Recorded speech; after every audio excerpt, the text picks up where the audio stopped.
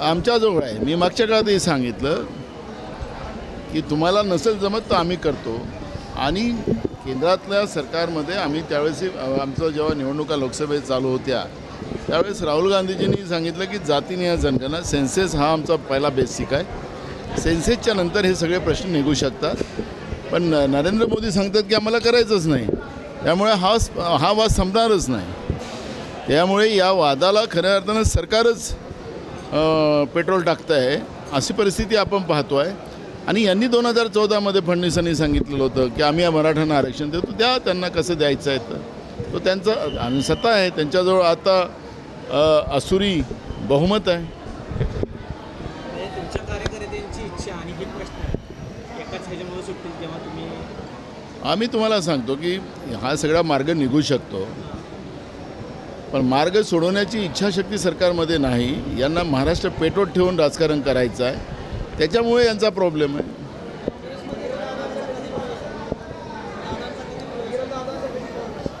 तुम्हाला माझ्याबरोबरच आहेत ते, तुम्हाला कोणी सांगितलं ते बाहेर आहेत. आता प्रणितीताईंच्या निवडणुकीमध्ये ते आमच्यासोबतच होते. अहो हे परिवार माझा परिवार आहे. नाना भालके माझे मित्र होते, तुम्हाला सगळ्यांना माहिती आहे.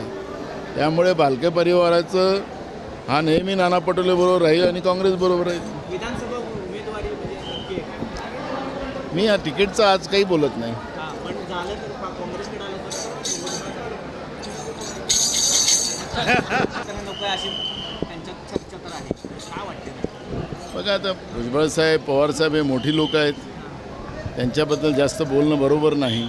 त्यामुळे त्या विषयापेक्षा आज महाराष्ट्राचा शेतकरी, महाराष्ट्रातला तरुण, महाराष्ट्रात चाललेला वाद, ओबीसी मराठा हे सगळे वाद आणि इथल्या लोकांना न्याय मिळावा हीच अपेक्षा आहे. त्यामुळे मी मोठ्या लोकांबद्दलची कुठली प्रतिक्रिया द्यावं हे बरोबर नाही.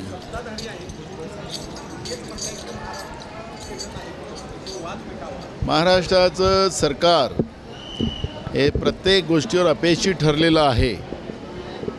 हे आम्ही जेव्हा म्हणत होतो तर आमचा आरोप होता असं तुम्ही म्हणत होतात. आता हा आरोप नाही, ही वस्तुस्थिती आहे की महाराष्ट्रातलं एकनाथ शिंदे भाजप प्रणीत जे सरकार आहे हे सत्ता चालवण्याच्या लायकीचे नाहीत असं राज्याच्या मंत्रिमंडळातले सिनियर मंत्री ज्या पद्धतीनं आज त्यांचे कार्यक्रम झालेले आहेत तर त्याचा उद्देशच तो आहे की हे सरकार लायकीचं राहिलेलं नाही आणि हे सरकार महाराष्ट्र शांत करू शकत नाही, महाराष्ट्राच्या शेतकऱ्यांच्या आत्महत्या थांबवू शकत नाही. म्हणून भुजबळ साहेब पवारसाहेबाकडे गेले असतील असं म्हणून. गांधीजींना आम्ही या वारीमध्ये येण्याची विनंती केलेली होती. ते बाहेर होते त्याच्यामुळे ते येऊ शकले नाही. आता त्यांचं यायचं, पण आता ह्या गर्दीमध्ये येणं त्याच्यामुळे उलटं वारीमध्येच सगळे प्रॉब्लेम होणार. पण ज्यावेळेस ते महाराष्ट्रात येतील त्यावेळेस पांडुरंगाच्या चरणी ते येतील, आशीर्वाद घेतील असं होईल. कारण की आत्ता येणं म्हणजे या गर्दीमध्ये, कारण की कालच पाहिलं आपण की इथल्या व्यवस्थेची पाहणी करण्यासाठी राज्याचे मुख्यमंत्री इथं आलेत आणि किती लोकांना त्रास झाला ते आपण पाहिलेलंच आहे. इथले बिचारे छोटे मोठे लोक, गरीब लोक काही बांगड्या घेऊन कुठं काही घेऊन बसलेले, त्यांचे सगळे दुकानं तोडून टाकलीत. पांडुरंग तिकडेच आहे, मुख्यमंत्र्याला ते दिसला नाही, तो त्यांचा भाग आहे. पण काल काय झालं इथं तुम्ही पाहिलेलंच आहे. त्यामुळे इथं VIP लोकांनी जास्त यावं, त्यांच्या गाड्या इकडे याव्यात आणि वारकरी बिचारे पैदल यावेत, हे काही बरोबर नाही. आणि त्याच्यामुळे आम्ही त्या याच्यामध्ये राहुलजींना सांगितलं की नंतर तुम्ही जेव्हा महाराष्ट्रात येणार त्यावेळेस इथं दर्शनाला या.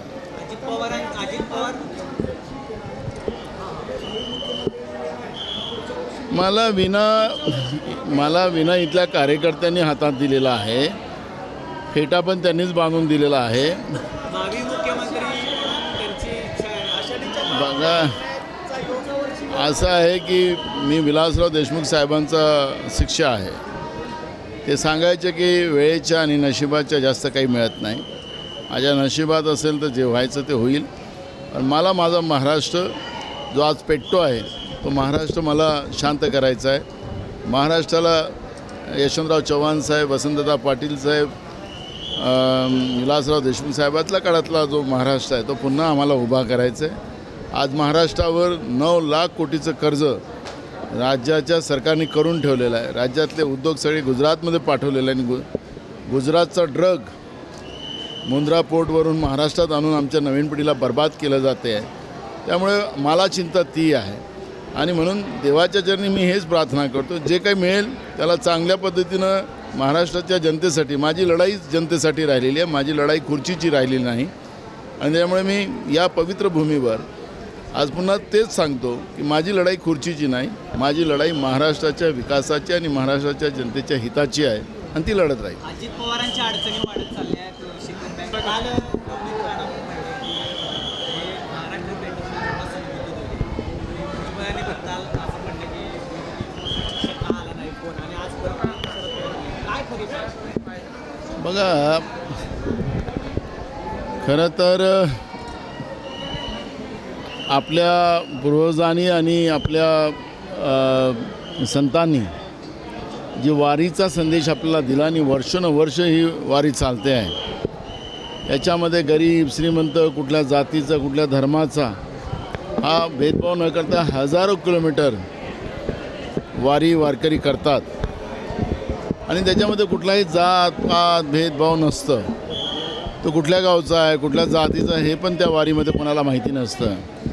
आपल्या डोक्यावर तिखट मीठ घेऊन, पीठ घेऊन वारीला लोक निघतात आणि ते आपण प्रथा पाहतो आहे. तर या वारीपासूनच सरकारने की सरकारच्या लोकांनी शिकण्यासारखं आहे.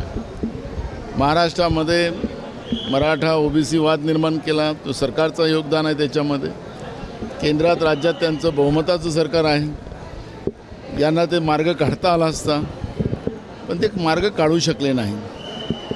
राहिला मूळ मुद्दा असा की ज्यांना राज्य पेटवायचंच आहे तर ते पेटवणारच आहेत.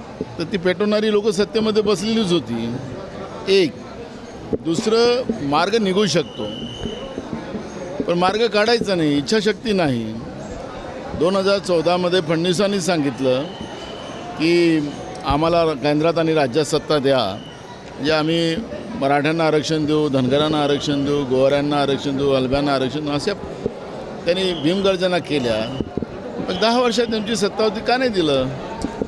त्याच्यामुळे सत्ताही पक्षातले कोण पण काही बोलतात त्याच्यावर फार काही जाऊ नका, कारण की मूळ प्रश्न आहे. मी आज इथं आलो, पांडुरंगाच्या चरणी प्रार्थना केली की आज माझा शेतकरी सुकवला पाहिजे.